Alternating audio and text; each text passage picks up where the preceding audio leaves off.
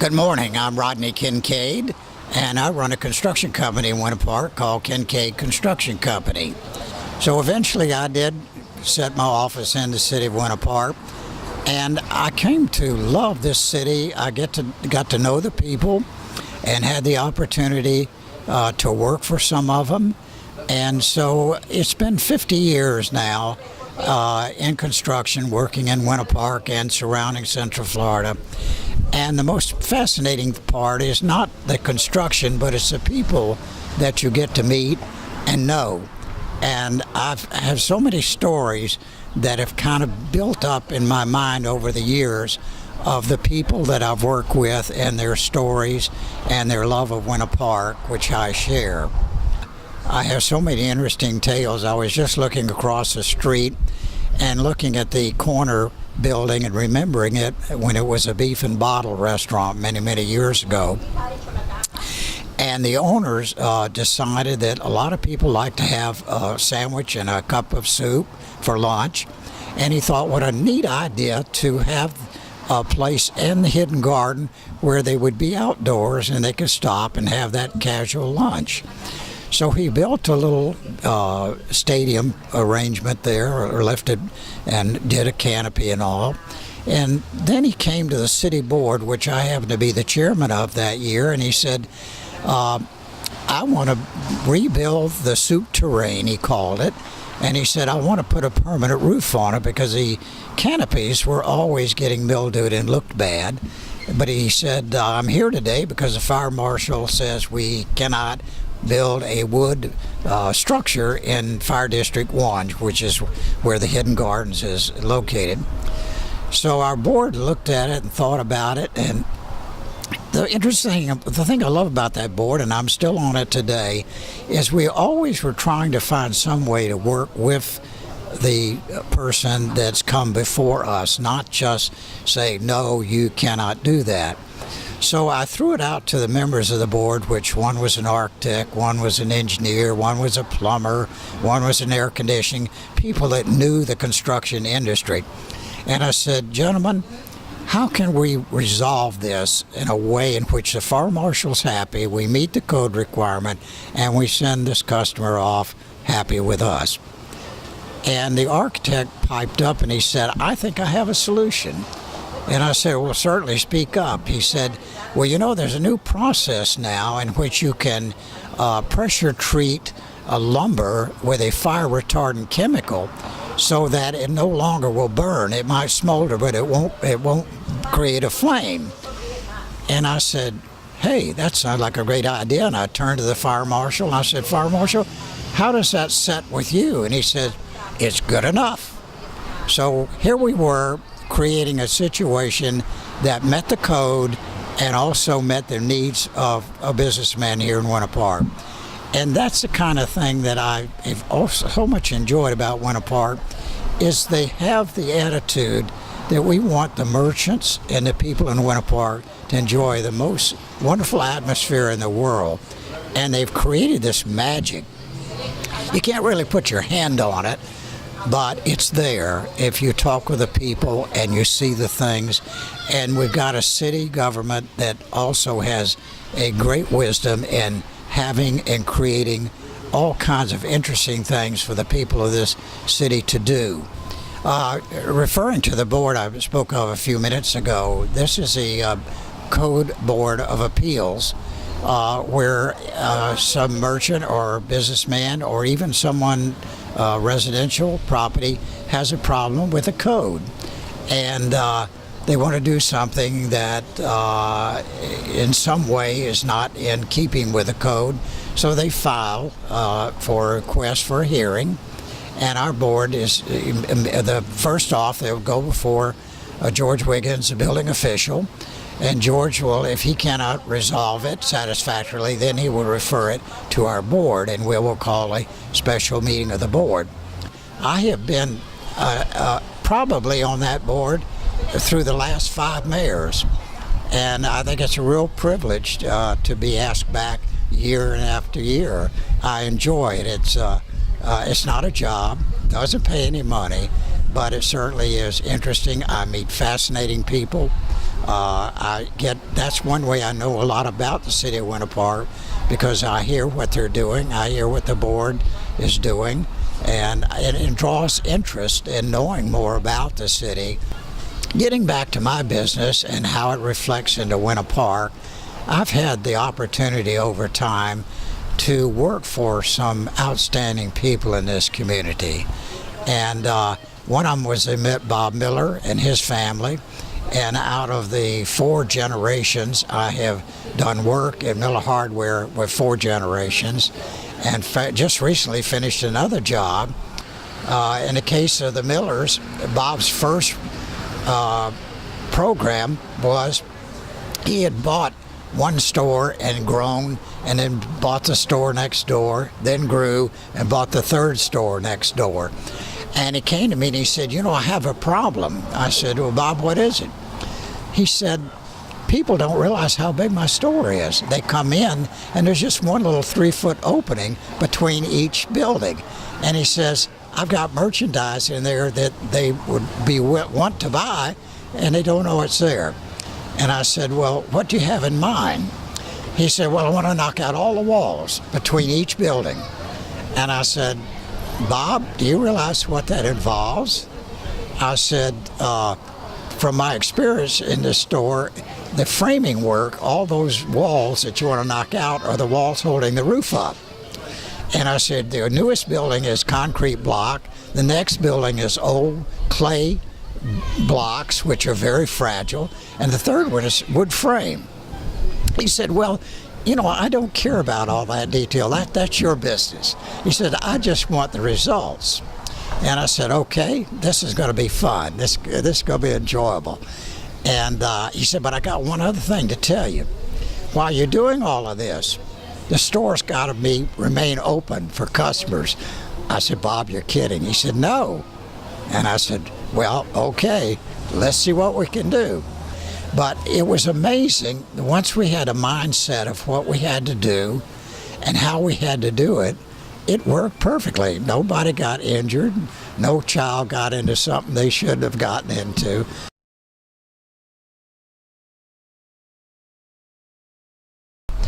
What I found about Winter Park is that you get the services much quicker than most cities.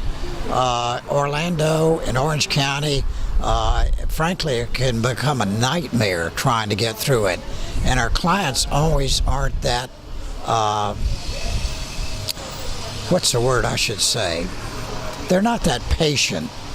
And they don't understand why, if you've been in business for 50 years, that you don't know all the ropes and that you can move mountains in the building department.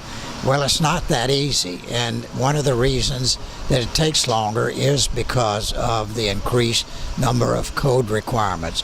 I mentioned Miller Hardware a moment ago. We had to redo some bathrooms that happened to be in the same area we were remodeling. We didn't intend to do anything with them. They were not code compliant. And so the city building department recognized that, and they said, "Now, we're going to have to do something about this." And I said, "Well, we don't have a lot of room in which to do a whole lot." And they said, "Well, there is a clause in the handicap code that speaks to issues like this. So let's get it out and see how we can make this work." We did have to reduce the width, make the aisle bigger so the doors could open for a handicapped person to get in and out. So what we did is we essentially met the basic needs of the requirements of the handicap code, and we didn't have to reinvent the wheel, so to speak, for the project. That's something that I see in this building department. I don't see in other building departments. They simply tell you what's wrong and you figure it out. So I have to take my hat off to George Wiggins and the city and their attitude about that. And that sort of gets me to the Tiffany collection and my relationship there. A young architect named Steve Feller called me one day and he said, "Rodney, I'm drawing up a warehouse for Dr. and Mrs. McCain for their collection, and would you be interested in building?" And I said, "Gee, I'd love the opportunity." So he got me in touch with Dr. McCain's business manager at Winter Park Land Company, and I went over and we worked up a price. And I will never forget the comment he made. He said, "Now, Rodney, there's one thing you've got to promise me before I sign your contract." He said, "If Dr. McCain comes over to the job site and says he wants something different, if he says, I want something changed, it doesn't matter what it is. If it's a whole wall, he wants to move the bathrooms, doesn't matter. You say, yes, sir. Don't give him any argument. Don't fuss about it. Just do it. Do you promise that?" I said, "Yes, sir." So I thought, well, that's the end of that. It's just a warehouse.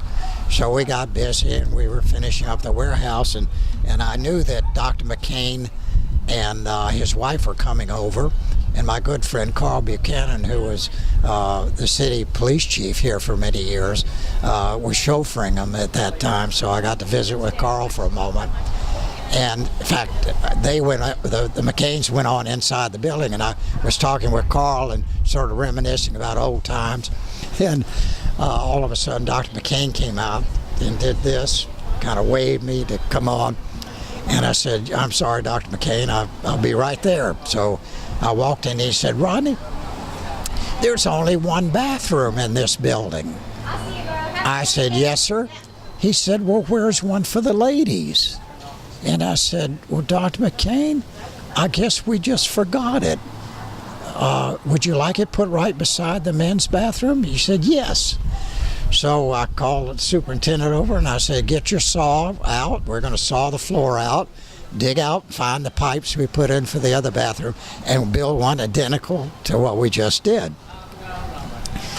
You know, I got to thinking about that and trying to understand where he was coming from, but Dr. McCain didn't elaborate a lot. I mean, he was very short and to the point. And what was so interesting is that when we finished up the warehouse and I went back in there to look and check on things, I saw all of this artwork starting to be hung and these lights were being put up.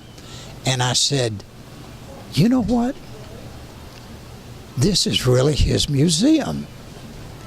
And at the time, he was having some discord with the city about where he could put the museum. And that was quite an issue at that time. There was discussion about plopping it down in the middle of the golf course. And there was some resistance. I thought to myself, with this marvelous collection, the city ought to be falling over itself. But that wasn't the case. And so I thought, what he's done is he's created this museum and this warehouse to bring influential people over to see the artwork with the lights on it, to get their cooperation. And I thought, how can he? And it was of him, and it worked. So now he's got his museum right down on Park Avenue.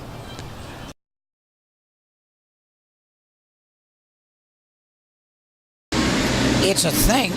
The leaders of the city, the government, as well as the people, the citizens of Winter Park, have a vested interest in retaining this specialness of Winter Park.